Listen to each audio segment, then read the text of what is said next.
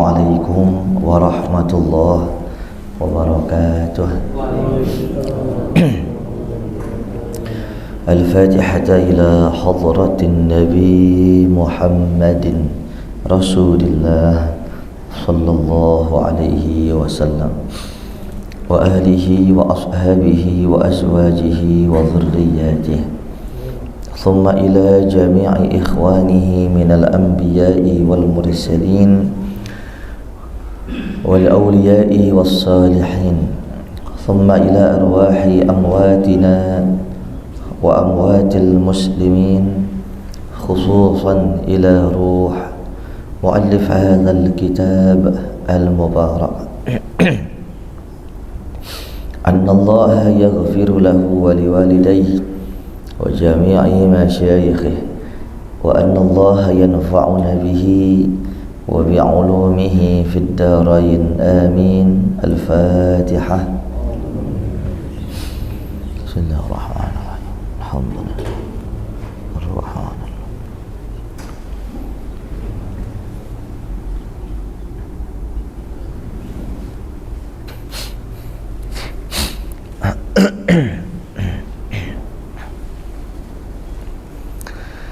Bismillah walhamdulillah wassalatu wassalamu ala asyraffi khalqillah wa ala alihi wa sahbihi wa man tabi'ah hudah wa walah, amma ba'du. Fa inna asdaqal hadis kitabullahi ta'ala azza wa jalla wa khairal hadiyi hadiyu sayyidina Muhammadin Rasulillah sallallahu alaihi wasallam wa syarrul umur muhdatsatuha wa kullu muhdatsatin bid'ah wa kullu bid'atin dhalalah wa kullu dhalalatin finnar. Wa bis sanadil muttasil ila al imam al muallif rahimahullahu ta'ala wa adama an-naf'a bihi wa bi 'ulumihi fid darain amin. Jamaah salat zuhur Masjid Al-Manar yang dimuliakan Allah, mari kita lanjutkan kajian kita hadis Riyadhus Shalihin, hadis yang ke-16. Bismillahirrahmanirrahim. Qala al-muallif rahimahullahu ta'ala an Abi Musa al-Ash'ari radhiyallahu anhu qala qala Rasulullah sallallahu alaihi wasallam man shalla al-bardain dakhala al-jannah. Bul ngopi anggi lagi enak. Oh, tugas ya. Iya pulang pagi tapi pulang ke rumah ya. Dari sahabat Abu Musa al-Ash'ari, semoga Allah ridha kepada beliau. Beliau berkata, qala Rasulullah sallallahu alaihi wasallam, Rasulullah sallallahu alaihi wasallam pernah bersabda,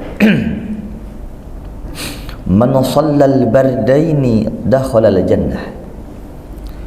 Man shalla, siapa orang yang salat al-bardaini. Bardaini itu bentuk tasniyah. Tasniyah itu bentuk duanya. Umpamanya kalau bentuk duanya begini, kalau bahasa Arabnya seorang muslim, muslimun. Nah, kalau dua orang muslim, muslimani. Kalau kondisinya dia jar atau nasab, muslimaini. Kalau sekretaris, katibun. Kalau dua orang sekretaris, katibani atau katibaini. Kalau seorang sekretaris apes, katibun, ketiban. Katibani atau katibaini, dua anak. Nah, sekarang bardaini, asal katanya bardun. Ini bedul, mana bedul nih? Kiki. Udah dalam. Oh ya. Masuk dulu sini dul. Ada yang bikin story dul. Nah, barda ini diambil dari kata bardun. Bardun itu artinya sejuk. Bardun itu artinya sejuk, dingin. Nah, jadi kata Nabi, man shallal bardain, siapa orang yang sholat dua dingin ini, tuh kalau kita artiin, siapa orang yang sholat dua dingin ini di waktu dingin ini, di waktu sejuk ini, dakhalal jannah, pasti masuk surga. Orang kalau yang kagak ngerti apa maksudnya ini sholat di waktu dingin, berarti sholat depan kulkas nih, kan bisa jadi, iya. Rupanya kalau kita baca syarah daripada hadis ini, syarah itu ini penjelas, kitab pendukung. Bardain yang dimaksud itu adalah dua waktu dingin, itu adalah dua waktu yang adem, asar, sholat asar dan subuh. Subuh adem, asar adem. Kalau malam tahuan, johor kan mentet banget tuh panasnya. Siapa orang kata Nabi yang sholat di waktu dua sejuk ini, subuh dan asar, dakhalal jannah, pasti masuk surga. Berarti ini kalau ngomong ini mafhum mukhalafahnya Bang Haji Murdo, Bang Haji takbir.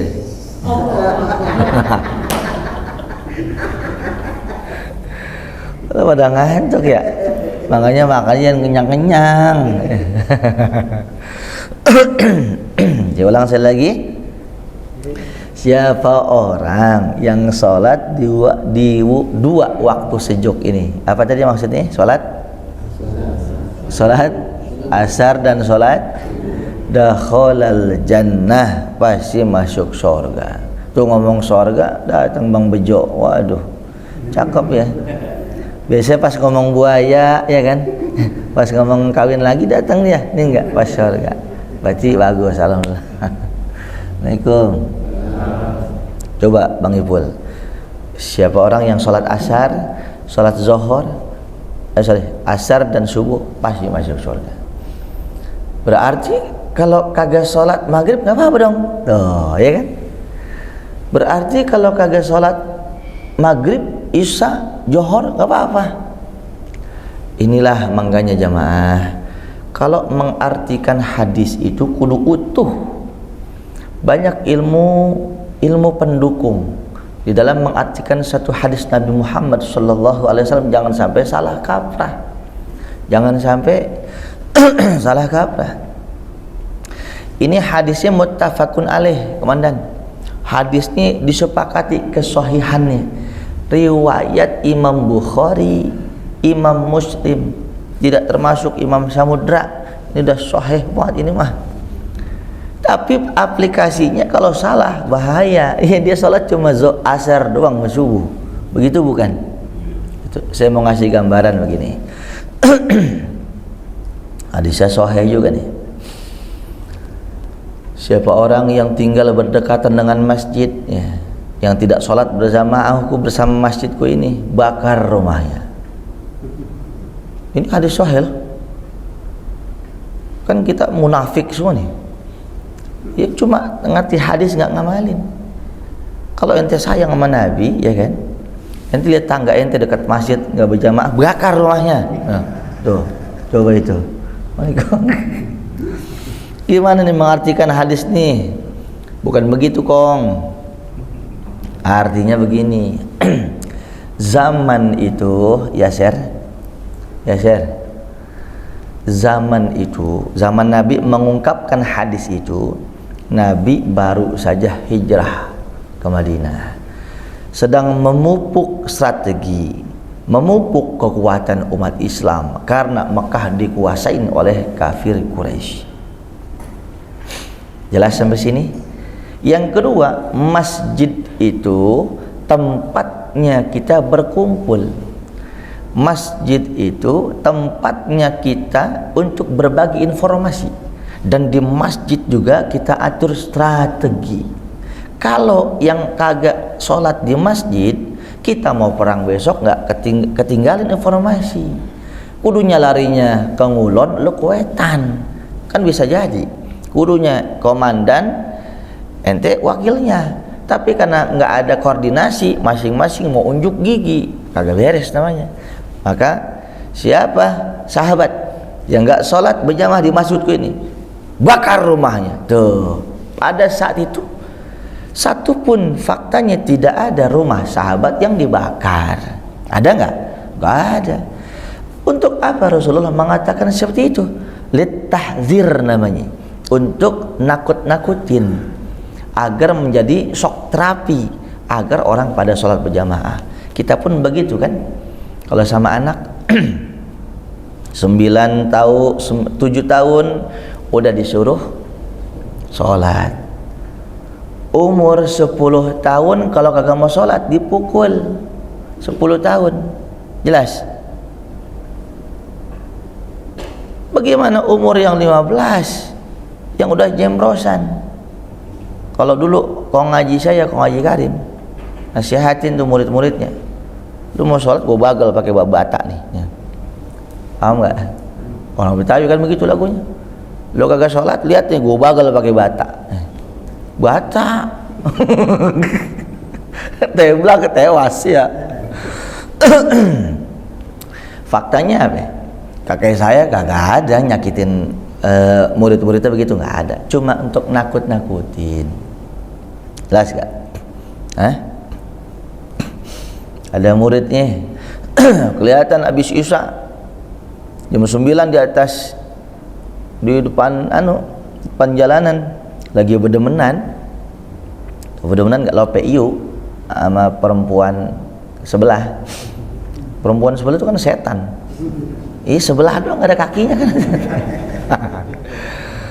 Padahal mah kagak ngapa-ngapain, kagak bener-beneran zaman dulu mah dia diri di situ, kita di sini, asal ketemu udah endah mah. Guru saya ngkong saya. Orang tuh bukannya antipati, bukan, lu kalau masih ngaji jangan dekat sama perempuan. Perempuan tuh racun. Kalau udah kayak gua madu baru. Ketok ngkong saya. Mangga apa sih Bu? Ilaha illallah.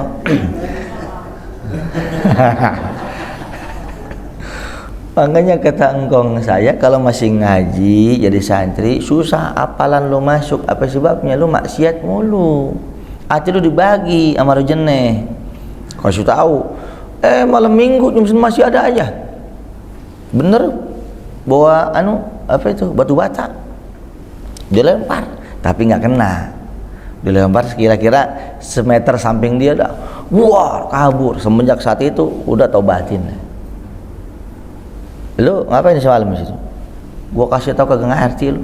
Lu mau jadi orang benar kagak? Ngaji benar-benar. Awas deh, sekali ketahuan lagi awas lu. Jangan ngaji sama gua. Ngaji sama kunyuk sono. Tuh. Faktanya nggak dikenain nyambitnya. Ditunjuk-tunjuk, diomelin biar benar ngaji. Begitulah Rasulullah. Kalau sampai ada jemaah sahabat nggak sholat berjamaah, bakar rumahnya. Tuh, Bu, bakar rumahnya. Kan di BAP kalau sekarang, betul kagak? Saya tanya sekarang, pernah nggak ada sejarah Nabi bakar rumah orang? Itu shock terapi namanya. Kadang bini juga kudu ditakut-takutin. Waduh. Enggak, kalau ini kan solehah semua yang di sini mah ya. Iya. Dari suaranya aja ya Allah, nantang ustadz mulu. Takut-takutin, bukannya untuk kejam, bukan. Tempo hari, mohon maaf ya Bu, ini kan ilmu ya. Tempo hari ada seorang suami, dia tetangganya butuh. Berbagilah, kira-kira berbagi, maksudnya nulungin. Bininya marah, lu kayak kelebihan uang aja lu, gua aja susah. Tetangganya minjem kagak boleh. Keluarganya, abangnya minjem kagak boleh. Mamangnya minjem kagak boleh. Lu hidup sama gua, Bang. Gua bini lu. Lu susah sama gua, lu senang sama gua, lempengan lu dah senang lu bagi-bagi. Gitu ceritanya tuh. Nah, ini bini PA nih. Harusnya bersyukur punya suami yang berbagi kepada orang yang susah. Suaminya beleguh juga, takut banget sama bini. Enje. Assalamualaikum. Aduh. Tapi ada bagusnya sih, laki takut sama bini cepat masuk surga. Malaikat kesian lu sering diseksa bini lu, gua kesian aja masuk dah. Assalamualaikum. Saudara, akhirnya dia berontak. Akhirnya dia berontak. Gua laki dihina banget ya. Gua laki direndahin banget ya, mentang-mentang hidup sama mertua. Ya Allah, tahu sih gua kasih sianida lu. Akhirnya dia berontak, ceplosan. Dia ingat sama gurunya, bilang sama bini lu masih mau gua urusin nggak? Bila kata anak lu udah 2, gua siap ninggalin lo gitu. Lu nggak boleh begitu dong, gua imam. Ingat gurunya, berontak. Lu masih gua mau urusin nggak? Gua tinggal, gua berani. Yang kata lu, gua takut. Kira-kira begitu. Bininya mikir lah, berani juga ini.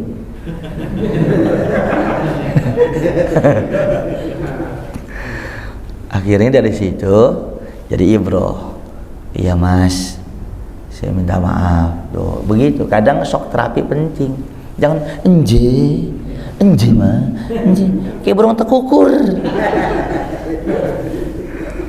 Jelas nggak? Ini ilmu ini bukan ngajarin sedeng, Bu, bukan. Maksudnya begini, saling mengisi. Makanya sering-sering saya bilang, komandan, orang yang paling gampang masuk surga bukan ustadz. Manusia yang paling gampang masuk surga bukan kiai, tapi seorang istri yang taat kepada suaminya. Saya kagak bohong, kalau biasa bohong sini sambar geledek bareng-bareng. Uju ogah Bu, ya air putih dong sambar geledek. Komandan ogah sih mah. Gerendengan tuh. Belum selesai belum. Mana dalilnya? Jangan ngada-ngada. Oh boleh, nggak boleh ngomong sembarangan. Mana dalilnya? Rasulullah, hadis sahih. Rasul, nih Pul, kalau bisa rekam Pul, potong ntar kasih bini-bini ini semua nih. Rasul yang bilang, ayyuma imra'atin matat wa zawjuha anha radin dakhalatil jannah. Istri siapa saja ketika seorang istri tersebut meninggal dunia, ada keridhaan suami, ikhlas suami, langsung masuk surga. Ini artinya apa? Percuma banyak ibadah seorang istri, tunggang-tungging zikir macam-macam, tapi nyakitin hati suami, merendahkan suami, nggak ngirain suami, kufur nikmat. Jangankan masuk surga, nyium bau surga diharamkan sama Allah. Minta bentar-bentar minta cerai terus. Bang, ceraikan gua bang, gua nggak pernah hidup senang sama lu. Lah anak lu 7 mengakang mulu lu mah. Bagaimana kagak senang itu? Nih saudara, orang yang begini kata Nabi, jangan masuk surga, nyium bau surga, kagak dikasih sama Tuhan. Tuh. Jadi konsepnya apa?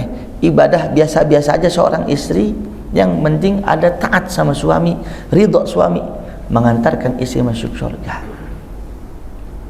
Jadi Bu Dokter, Ibu yang di sini seandainya udah punya suami, yang punya suami, yang belum ya kawin lah ya. Seandainya yang udah punya suami, pulang dari sini wajib nanya sama suami, kalau saya mati abang redo nggak? Pasti redo, pasti.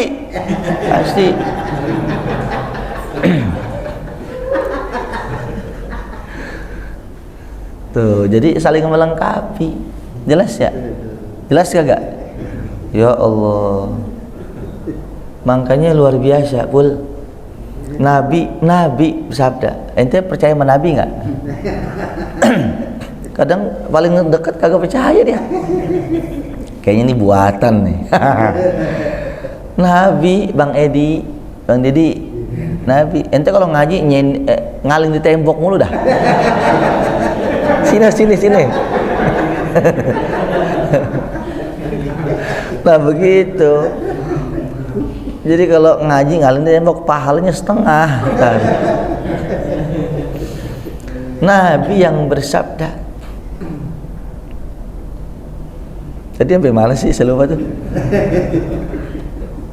Sampai mana tadi? Saya lupa. Hah? Iya itu dia itu hadis itu. Sebelum itu saya mau ngomong apa ya? Ya Allah. Kayaknya didoain Bu Dokter biar lupa nih. Ya Allah, ya Karim, banyak dosa. Jadi lupa. Coba ada bantu saya 20 detik. Sebelum itu ngomong apa? Ini penting masalahnya.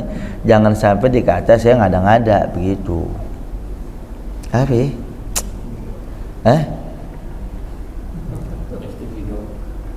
Iya itu udah Pak. Setelah itu Pak. Habis itu suaminya ridho juga. Itu udah pasti tuh. Lupa deh. Ya kita lanjut ya. Nanti sambil jalan kita. Penting soal ini. Jamaah yang dimuliakan Allah. Nah ini dia konsep kita. Di dalam agama itu harus saling melengkapi. Di sini Rasulullah Sallallahu Alaihi Wasallam. Nah ini berubah lagi aja nih. Siapa yang berubah ini?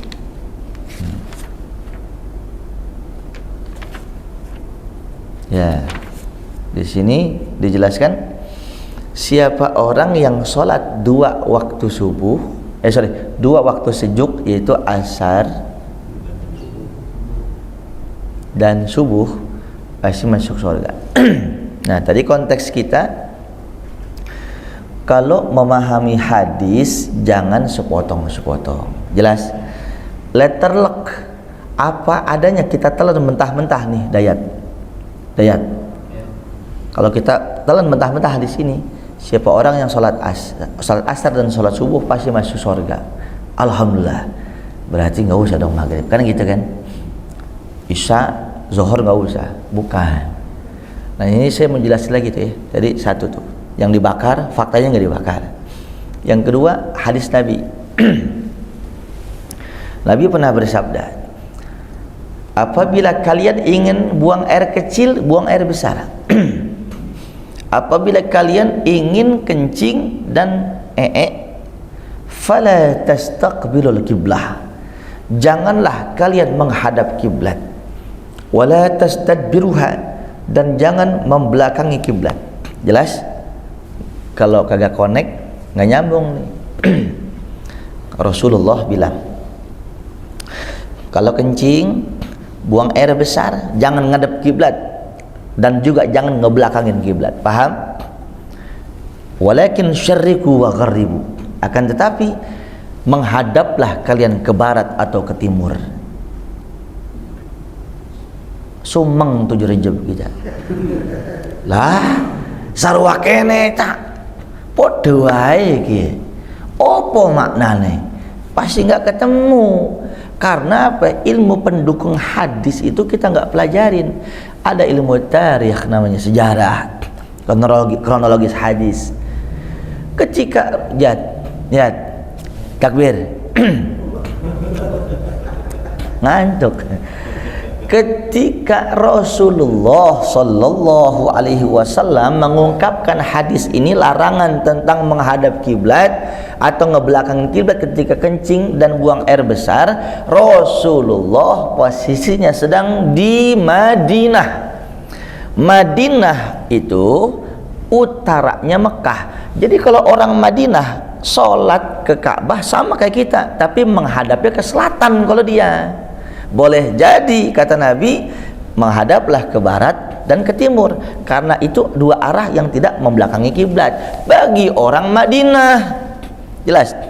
Itu hadis diterapkan di Indonesia, diterapkan di Asia Tenggara yang memang kiblat kita ke barat. Ya urusannya kagak kencing-kencing kita. Betul nggak? Nah, maksudnya seandainya hadis itu diungkapkan oleh Rasulullah di Jakarta, di Asia Tenggara, maka akan berbeda judulnya. Kalau kalian ingin buang hajat, buang air kecil, buang air besar, jangan menghadap kiblat, jangan membelakang kiblat, akan tetapi menghadaplah ke utara atau ke selatan. Begitu. Ini enggak diungkap. Makanya jangan sembarangan. Termasuk hadis ini. Apa mana hadis ini? Siapa orang yang sholat asar dan sholat subuh pasti masuk surga. Ditelan mentah-mentah, ya sholat dua itu aja udah. Tidak, karena kebanyakan orang-orang munafik sering meninggalkan sholat dua waktu ini.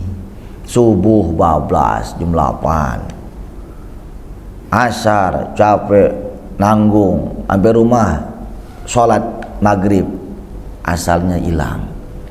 Tuh maksudnya nih.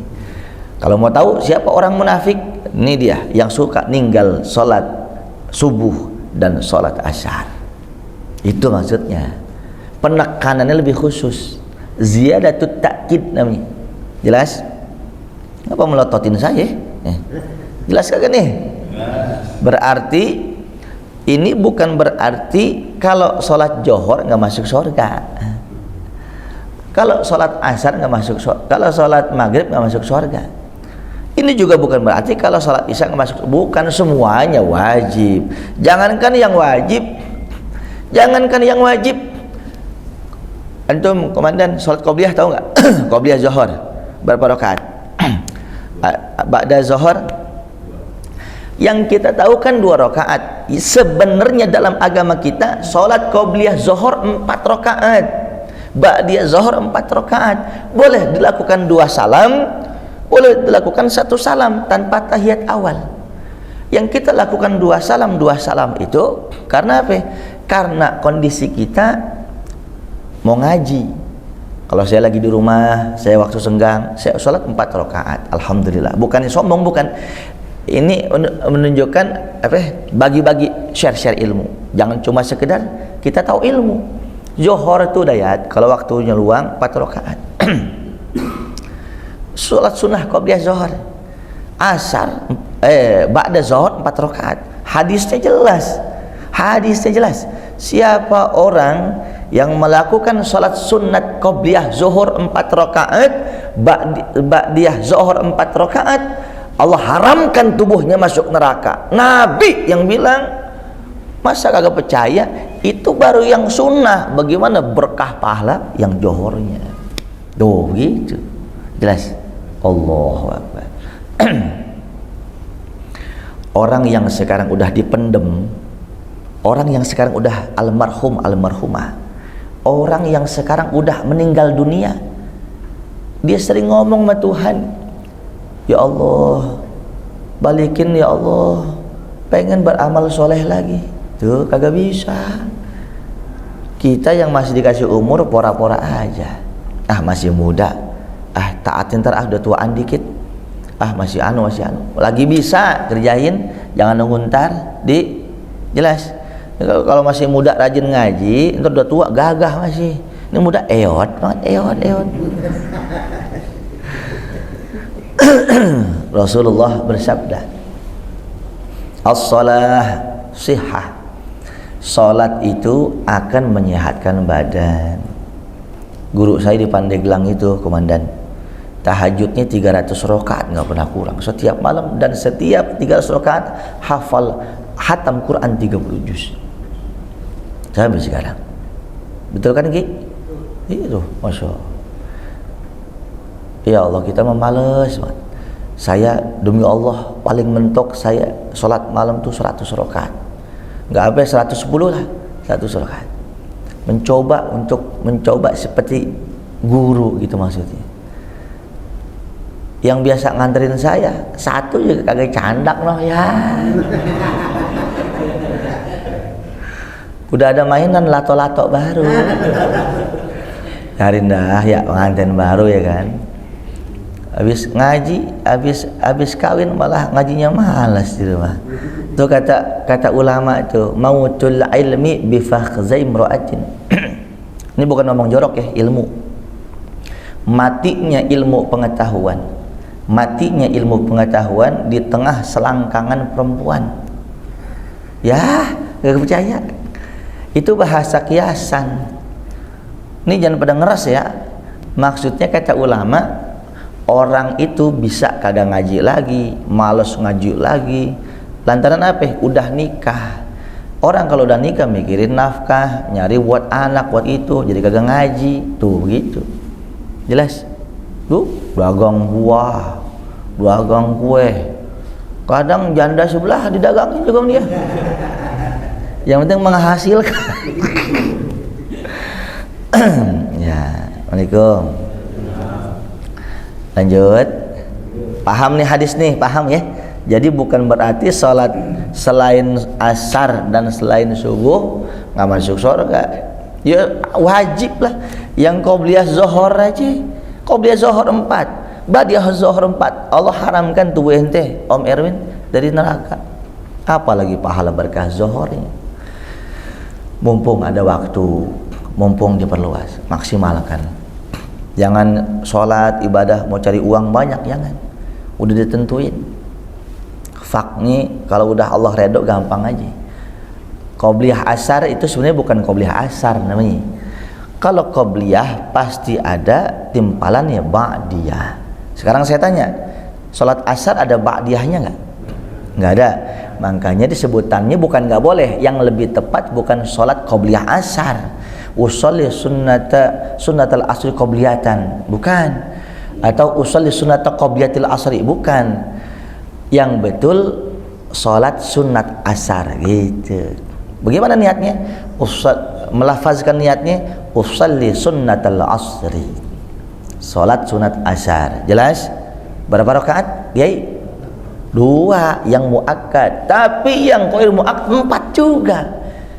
Hadisnya jelas. Jangan ahoh aja. Siapa orang ini katanya, lanjut nggak?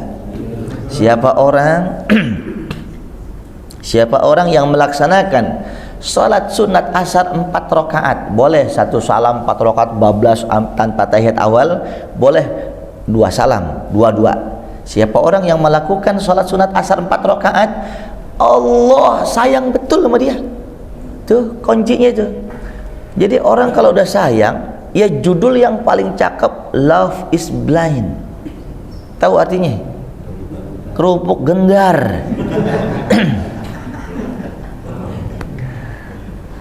Orang kalau udah sayang, udah cinta, orang udah sayang, udah cinta, dikasih semuanya.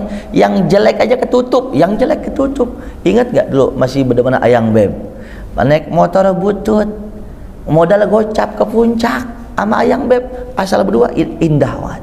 Nginep kagak, turun lagi aja, ya gocap doang. Tengah jalan ayang beb nempok pundak, iya dede lapar, belum makan, naik doang turun, belum makan. Lah abang semuanya mikir, bensin tiris, modal gocap 30.000 buat bensin, 20.000 buat makan, ilokan 20.000 kenyang. Sayang, mau emam apa? Aco. Daso. 20.000 komandan, 20.000 sisa buat ayang beb. Kamu nggak makan? Enggak, abang masih kuat, buat kamu aja. Udah sayang. Perempuan itu kalau makan bakso kagak pakai sambal, bukan makan bakso, demen pedes, betul. Makanya pedes banget. Assalamualaikum. Makan sambal Bang Dedi, pakai sambal makan bakso 5 sendok sampai merah banget kayak pinggiran goreng. Makan, lupa tuh calon istri kita, ayang beb, lupa anco, dia lupa. Dari pagi belum nyarap, 2:30 baru makan bakso, pedes banget, kentut, buat depan calon suami. Apa kata kita yang udah kebangetan sayang?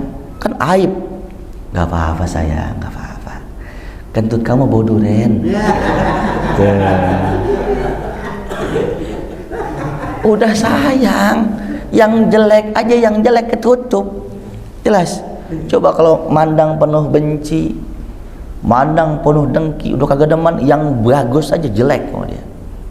Tetangga punya motor baru, yang meriang dia. Tetangga baru beli mobil, yang diopname di rumah sakit dia juga. Udah dirawat di rumah sakit masih dengar juga. Tetangga beli kontrakan baru, langsung mati dia. Nggak terima. Hati dengki, ya Allah. Waalaikumsalam. Jangan suka kepo mikir rumah tangga orang. Kalau mikir rumah tangga sendiri belum becus. Jangan suka mikirin bagaimana seorang ayah mendidik anaknya, seorang ibu mendidik anaknya. Kalau kita didik anak juga belum becus. Pikirin rumah tangga sendiri. Jangan suka kepo, biar panjang umur. Orang suka kepo, pendek umurnya. Bener, udah pucet, miskin lagi, sombong lagi. Kue cincin ganda sturi, jangan sampai miskin nggak tahu diri. Assalamualaikum. Kita ini orang miskin semuanya, kita kudu ngerti. Saudara yang saya muliakan, nggak jadi ngomong situ sih. Orang kalau udah cinta ketutup semuanya, betul gak? Kita punya dosa nggak? Nih, saya urutin ya. Yang pertama, nih, nyolong sendal merbot, ya kan? Ya kan dosa juga, ya.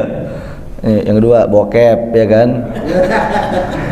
Yang ketiga, ngomel sama bini tapi mertua lu bawa-bawa. Itu yang kecil tuh, belum ke atas. Banyak aib nggak kita? Banyak aib nggak kita? Allah kalau dah sayang ketutup semuanya. Salah satunya asar, sunnah asar 4 rakaat. Allah sayang betul, ditutup sama witir 3. Innallaha witrun yuhibbul witra. Allah itu witir, Allah itu ganjil, satu kan Allah, dan Allah suka dengan yang witir. Kata ahli hadis, Allah sangat cinta kepada orang yang suka mengerjakan sholat witir. Asar qobliyah, asar sunatnya 4, witir 3 minimal. Cepat disayang sama Allah. Begitu. Itu aja malit. Ambil zikir berjuta-juta. Ha hu ha hu ha hu ha. Ilaha illallah. Makanya kalau habis makan sambal minum kepedesan. Ha hu ha hu. Assalamualaikum. Jelas? Jelas? Ini jam lama banget sih. Biasanya cepat banget ya. Anu kali, anu di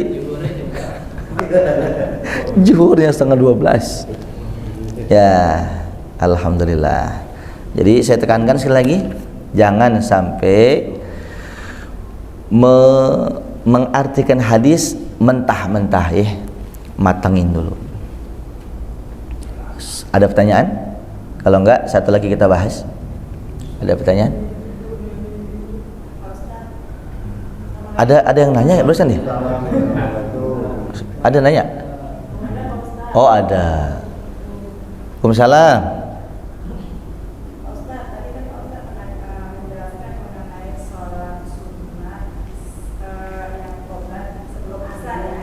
Iya. Iya. Subuh. Iya betul. Apa Bu? Oh,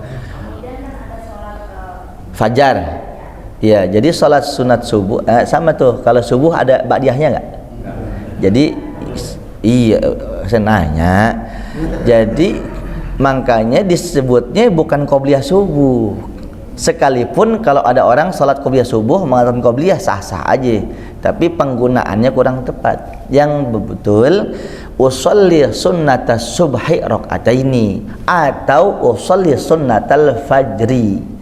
Salat sunat fajar, salat sunat subuh padha wae sinonimnya. Jelas? Jelas toh? Jelas Bu? Nah, tapi bedanya kalau salat sunat subuh enggak ada syariat 4 rakaat. Dia 2. Sekalipun 2 rakaat luar biasa. Pul. ATM ente 1 juga belum, 1 miliar juga belum kan umpama ya. 1 triliun ente punya gunung emas, masih kalah tuh, kata Nabi. 2 rakaat yang kau lakukan sebelum subuh khairun minad dunya wa ma fiha, lebih baik daripada dunia dan segala isinya. Tuh, salat sunat subuh. Belum pahala subuhnya. Rakaatul fajri, 2 rakaat salat sunat fajar. 2 rakaat salat sunat sebelum subuh, pahalanya segitu. Lebih mulia dari dunia dan segala isinya. Masya Allah. Jelas? Ya. Ada lagi, Bu? Ya, sami-sami. Yang lain? Ya, Mang Asep, gimana Bang? Hah? Gimana Bang? Oh, kalau itu ya biar sabar Bang ya.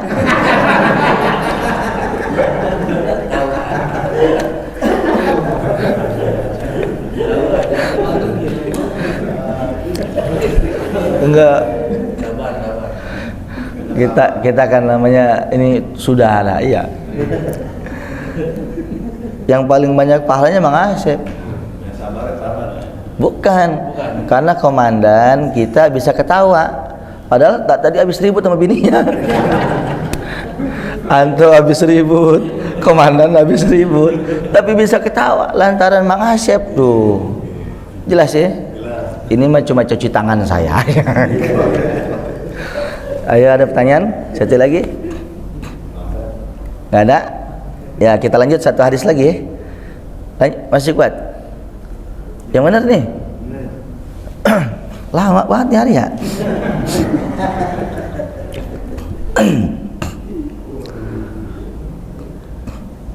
Ya. Jadi ya, anhu qala qala Rasulullah sallallahu alaihi wasallam, "Idza marida al-'abdu aw safara kutiba lahu mithlu ma kana ya'malu muqiman sahihan." Rawahu al-Bukhari. Dari sahabat Abu Musa al-Asy'ari juga, ia berkata, pernah dahulu Rasulullah sallallahu alaihi wasallam bersabda, "Idza marida al-'abdu," apabila seorang hamba menderita penyakit, sakit, au safar, atau sedang musafir, kutiba lahu mithlu ma kana ya'malu muqiman sahihan, maka Allah akan menuliskan bagi dia amalan ibadah yang ketika dia tidak musafir, ketika dia tidak sakit, dalam kondisi sehat, sama saja pahalanya. Begini maksudnya. Ada rutinitas kita, umpama setiap habis subuh kita baca surah Al-Waqiah, atau habis Isya kita baca surah Al-Waqiah. Kok Om Erwin baca Waqiah mulu sih Om? Baca surat Waqiah, surat Waqiah, surat Waqiah. Yang nanya tetangganya. Kata Om Erwin, gue tahu dari guru ngaji, kalau orang baca surat Waqiah, insya Allah berkah rezekinya. Nanyalah tetangganya sama Om Erwin, Om, saya butuh banget dana cepat Om, baca surat Waqiah juga, jangan surat tanah lu baca. Waalaikumsalam. Contoh, habis Isya kata Nabi, man qara'a suratal Waqiah, man qara'a suratal Waqiah kulla lailah lam tusibhu faqatun abada. Siapa orang yang terbiasa membaca surat Al-Waqiah setiap malam, habis Isya atau habis subuh, lam tusibhu faqatun abada, tidak akan fakir miskin selama-lamanya. Siapa yang berbicara itu? Nabi Muhammad. Bohong tidak? Enggak. Tinggal ngamalin doang. Jelas. Rajin ibadah, rajin baca Quran, bakal mati. Malas baca Quran, mati juga. Yang mendingan baca Quran, mudah-mudahan rezeki barokah, dapat pahala buat di kuburan. Begitu ya. Kata Bang Bejo, wah iya juga ya. juga tempoh hari sakit, udah ingat mati banget, hidup lagi aja. Kata Bang Bejo ya, berarti gua harus manfaatkan ilmu ini. Khawatir besok nggak ada umur. Baca Bang Bejo, habis isya pulang jam 11 dibaca. Rutinitas, dapat 2 tahun terus dibaca. Satu saat Bang Bejo sakit. Satu saat Bang Bejo musafir ke Semarang. Ada mertuanya punya kakak, nikahin kan kudu ke sono, nggak sempet baca Quran. Orang yang musafir karena Allah sakit, dia redo dengan penyakitnya, rutinitas yang setiap malam baca Waqiah, baca ini dihitung sama, nggak kurang tuh begitu. Subhanallah. Kadang kita suka ini mengkerdilkan agama kita, jelas sih, dia lupa sudah, tahunya cuma satu, sholat di awal waktu jihad, sholat di awal waktu afdol, yang lain kalah. Sampai teman saya digedor-gedor rumahnya, udah azan, lok. Padahal teman saya lagi nanggung, dicabut juga tuh. Dia khawatir ada ngapa-ngapa. Orang model begitu. Ada apa? Udah azan Pak, jemaah yuk. Saking sewotnya teman saya, gua kafir, tahu gua kafir, nyuruh gua sholat loh. Begitu dan saking sewotnya. Jangan begitu jadi manusia, jangan. Ngerti agama luas, bukan cuma satu hadis. Kalau bapak, kalau ibu, abang waktunya senggang, nggak ada apa-apa, ajib sholat di awal waktu. Kalau lagi ngaji nanggung, habis maghrib ada pengajian, sering saya mentok di azan isya, babnya belum kelar, nanggung. Ada yang diri, Ustadz, awal waktu sholat, saya mah diam aja. Jemaah saya yang sewot, lekar pengen timpang mukanya. Jangan pelan-pelan. Kisah kasih tahu aja. Begini Bang, sholat di awal waktu itu sunnah, tapi ngaji ini lebih wajib.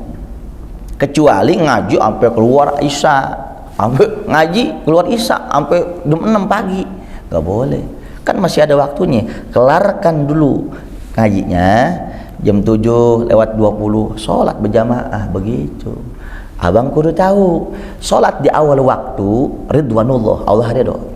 Sholat di pertengahan waktu, sholat johar jam 2-an karena sibuk, ghufranullah, Allah maafin. Dan sholat di akhir waktu, yang penting belum keluar. Sholat di akhir waktu, sholat asar jam 3 karena sibuk di perjalanan, pulang masih keringetan. Sholat johor jam 3 kurang seperempat, afwullah, Allah maafin. Boleh. Ingat, pakai otak sehat kita. Sholat pada waktunya bukan artinya sholat di awal waktu, bukan. Zohor jam 12 sampai jam 3, jelas. Saya ulang, Zohor sampai jam 3, berarti waktu Zohor dari jam 12 sampai jam 3, jelas kan? Sholat kata Nabi fi awwali waktiha, di waktunya, di waktu Zohor. Bukankah jam 3 kurang masih waktunya? Itu arti hadisnya, dikerdilkan maknanya. Sholat pada waktunya itu lebih afdal dari jihad. Begitu azan sholat awal waktu, PA namanya. Usih melototin gua pada dikasih tahu ini bener, jelas. Jadi kita fleksibel. Lagi di rumah baru ada mertua datang, dayat sehat, bro, alhamdulillah ya. Allahu akbar, Allahu akbar. Bu, ayo bu, kita sholat bu, sholat bu. nggak adab itu namanya sama orang tua, jelas. Santai dulu aja. Makanya semakin luas ilmu kita, semakin fleksibel kita. Demi Allah, tidak ada satupun dalil seorang manusia dimasukkan ke dalam surga dengan sholat di awal waktu, banyak zikir, banyak sujud, banyak istri, itu nggak masuk.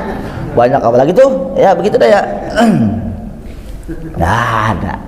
Tidak ada yang sudah pasti satupun manusia masuk surga dengan kasih sayang Allah, rahmat Allah.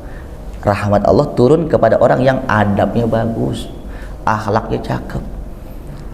Jadi kagak kaku kita, kagak. Jelas bol. Iu pula kan begitu. Wah, Senin Nabi aja puasa, masuk gua kagak. Senin puasa. Padahal gurunya nggak puasa. Contoh. Kamis puasa, Nabi aja puasa. Lu bini gua, lu ngit gua ikut puasa Senin, puasa. Malam tahajud, bini dibangunin, lu yang bangun kayak kebo lu.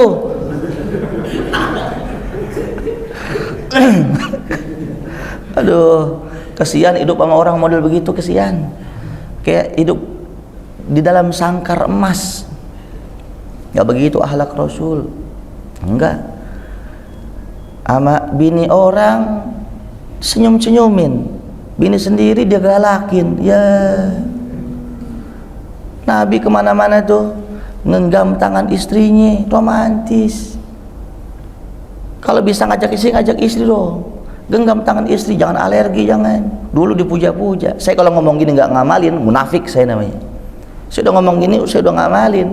Tanya Kiki, kalau ke mall kemana-mana, ke pasar, dari turun mobil, saya genggam tangan istri saya biar nggak belanja mulu.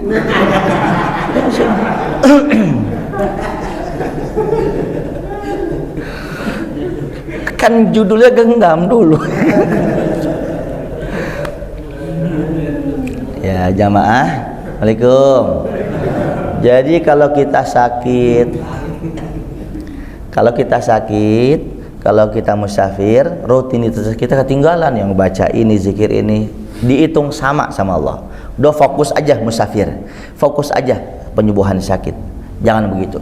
Masalah sakit musafirnya dihitung sama, apalagi kita khidmat kepada guru, kita khidmat kepada mertua, kepada orang tua. Orang tua lagi ngajak jalan, azan, Pak, kita sholat Pak.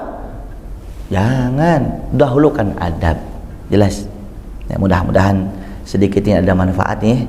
Saya husnuzon saya nih, ini jam kredit nih. Agak habis-habis. Nggak mungkin kalau minumnya saya air susu di sini. Oh, 2 jam kuat saya. Air putih doang ya. Ya, maafin saya. Cara berbagi, nge-share ilmu bareng-bareng, cara saya begini. Yang penting pesan moralnya kena. Bagaimana dakwah teori saya, orang bisa mikir sambil nyengir tapi nggak merasa kesindir. Udah begitu. Jelas? Ya, kita doa, mudah-mudahan Allah kabul doa kita. Kalau ijabah doa kita, Allah mudahkan semua urusan kita. Bismillahirrahmanirrahim. Alhamdulillahi rabbil alamin. Wa sallallahu ala sayyidina Muhammadin nabiyil ummi wa ala alihi wa sahbihi wa sallam. Allahumma nafa'na bima 'allamtana wa 'allimna ma yanfa'una warzuqna ilman wa la tuzigh qulubana ba'da idh hadaytana. Allahumma a'izzal Islam wal muslimin. Allahumma a'izzal Islam wal muslimin. Allahumma a'izzal Islam wal muslimin wa azilla syirka wal musyrikin wa dammir a'da'ad-din wa a'li kalimataka ila yaumiddin. Allahumma dfa' 'anna al-bala wal waba wal riba waz zina waz zalazila wal fawahisha wal mihan wal mukhaddirat wa su'al fitan ma zahara minha wa ma batan an baladina hadza khassah wa an sa'iri biladil muslimin. Rabbana atina fid dunya hasanah wa fil akhirati hasanah wa qina adzaban nar. Rabbana taqabbal minna innaka antas sami'ul alim wa tub alaina innaka antat tawwabur rahim. Wa sallallahu ala sayyidina Muhammadin nabiyil ummi wa ala alihi wa sahbihi wa sallam. Subhana rabbika rabbil izzati amma yasifun, salamun alal mursalin, walhamdulillahi rabbil alamin. Assalamualaikum warahmatullahi wabarakatuh.